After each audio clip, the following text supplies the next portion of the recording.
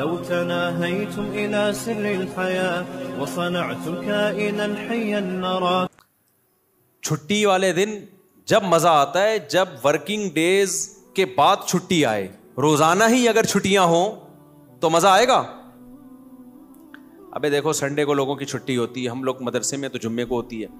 Sunday کی چھٹی کا مزہ جب ہے جب منڈے کی چھٹی نہ ہو اور ٹیوزڈے کی بھی نہ ہو, وینسڈے کی بھی نہ ہو, تھرسڈے کی بھی نہ ہو, فرائیڈے کی بھی نہ ہو, تب جا کے سنڈے کی چھٹی کا مزہ آتا ہے. لیکن اگر ہر دن سنڈے ہے تو پھر کوئی بھی دن سنڈے نہیں ہے. نہیں آئی نا, یہی تو مسئلہ ہے. تو کچھ کرنے کے بعد جب چھٹی ہوتی ہے تو مزہ ہوتا ہے. چھٹی چل رہی ہے پاگل ہو جائے گا آدمی.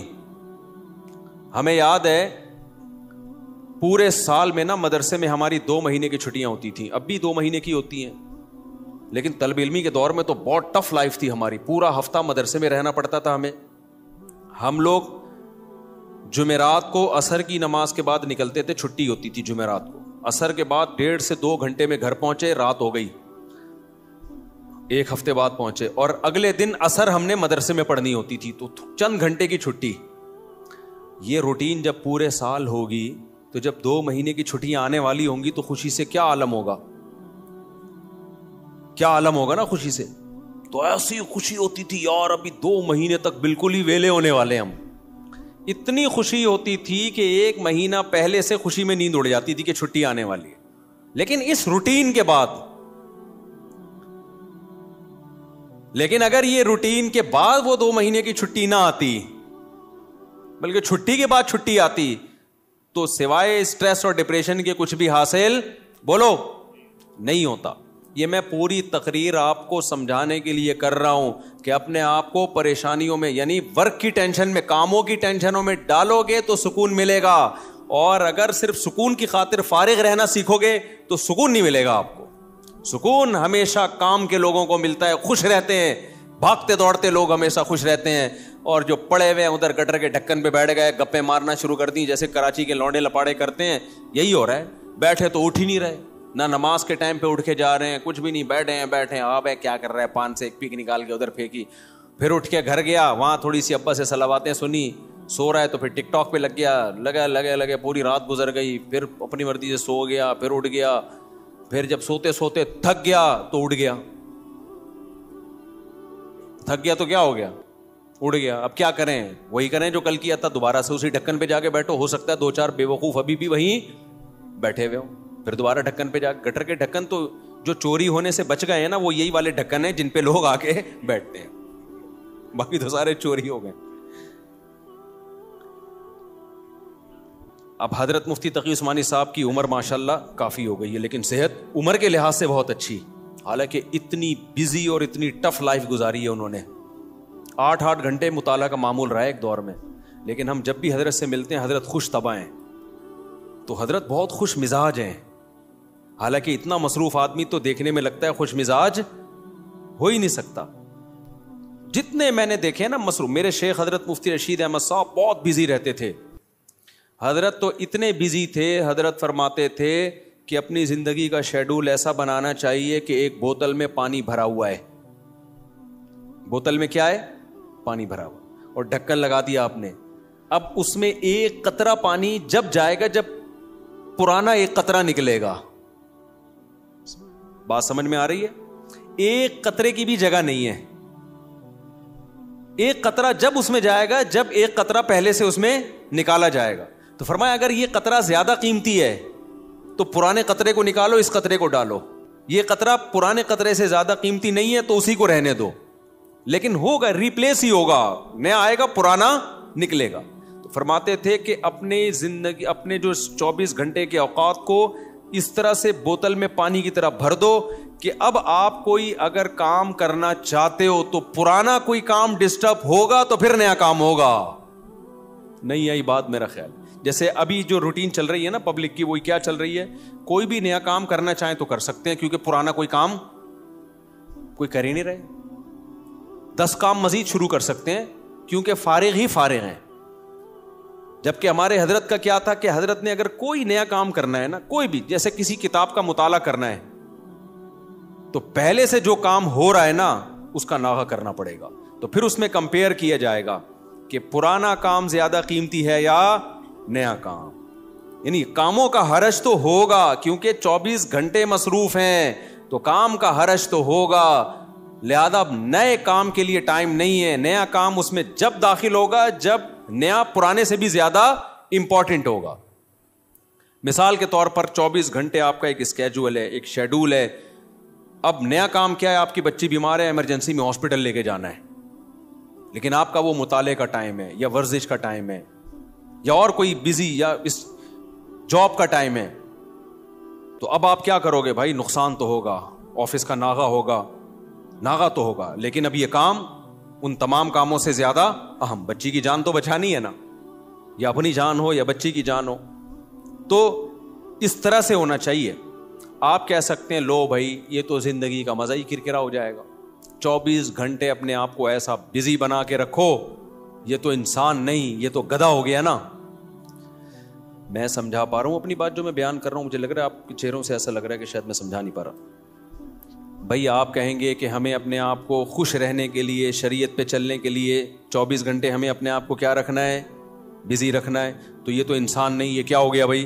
گدھا. تو گٹر کا ڈھکن کہاں گیا اس میں؟ تو زندگی کا مزہ ہی کرکرے ہو گئے.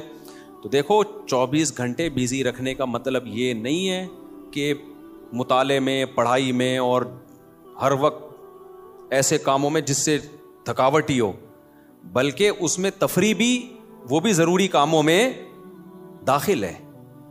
دوستوں سے کبھی کبھار بیٹھ کے گپ شپ بھی ان ضروری کاموں میں, کیونکہ دماغ کو فریش رکھنے کے لیے ضروری ہے کہ کبھی کبھار گٹر کے ڈھکن پہ جا کے بیٹھا کرے, تھوڑا ابے تبے کے ماحول میں دوست احباب سے بات چیت کر لیا کرے, تھوڑا سا ریلیکس رہے گا اور سوسائٹی میں ان رہے گا. کیونکہ جو بالکل سوسائٹی سے کٹ کے بالکل ہی پپو بن جاتے ہیں نا, وہ دنیا میں کسی کام کے نہیں رہتے, وہ کسی کام کے نہیں رہتے دنیا میں. لیکن اس کا ایک ٹائم ہو. میں اپنے دوستوں میں ایسے لوگوں کو جانتا ہوں, ہمارے ساتھ گپ شپ تھی ان کی گپ شپ بھی ٹائم سے ہوتی تھی. اس وقت وہ ہم آج وہ بہت بڑے عہدوں پہ پہنچے ہوئے ہیں. بھی چند دن پہلے ایک کا فون بھی آیا کہ آپ وہی طارق مسعود ہو جو ہمارے ساتھ کھیلا کرتے تھے, گپ شپ تھی. میں نے کہا ہاں. میں نے کہا آج کل کیا وہ بہت بڑا آفیسر بن چکا ہے, وہ نام نہیں بتاؤں گا میں, بہت بڑی فلم بن گیا بھائی وہ. لیکن اس کی روٹین کیا تھی مجھے یاد ہے. اس کی روٹین یہ تھی کہ بیٹھے ہیں نا دوست احباب تھڑے پر, ہاں چل رہا ہے, ٹائم دیکھا یار 1 گھنٹہ ہو گیا بس, یا آدھا گھنٹہ ہو گیا, کہتے میرا اسٹڈی ٹائم شروع ہو گیا. اتنے نیک بچے کراچی میں پائے نہیں جاتے, لیکن وہ تھا. یہ بات کر رہا ہوں جب ہم 16-17 سال کے تھے. اس وقت گپے مار رہے ہیں. ایسے بھی نہیں ہے کہ گپ شپ ہی نہ ہو دوستوں کے ساتھ, یہ بھی نہیں ہے. اور یہ بھی نہیں ہے کہ بیٹھے ہیں تو بیٹھے ہی ہیں, نہ. اس نے ٹائم ایک بنایا ہوا تھا, گھر کا ماحول ایسا تھا نا. تو اب آ کے بیٹھے, ابھی گپ شپ شروع کر دی, اور بھائی ہاں ہی باتیں, کرکٹ ہم ساتھ کھیلا کرتے تھے, کرکٹ کی باتیں چل رہی ہیں, گپ شپ ہو رہی ہے. یار میرا اسٹڈی ٹائم شروع ہو رہا ہے, میں جا رہا ہوں. ہم کہتے تھے یار عجیب انسان ہے بھائی, اتنا نیک آدمی. تو یہ ہے کہ یہ نہیں کہ آپ نے دوستوں کی محفلیں بالکل چھوڑ دیں, گپ شپ بالکل چھوڑ دی, کھیل کود بالکل چھوڑ دیا, لیکن اس کو بھی اپنے شیڈول کا حصہ بنانا ہے. اس کو بھی جتنا ٹائم بنتا ہے اتنا دینا ہے.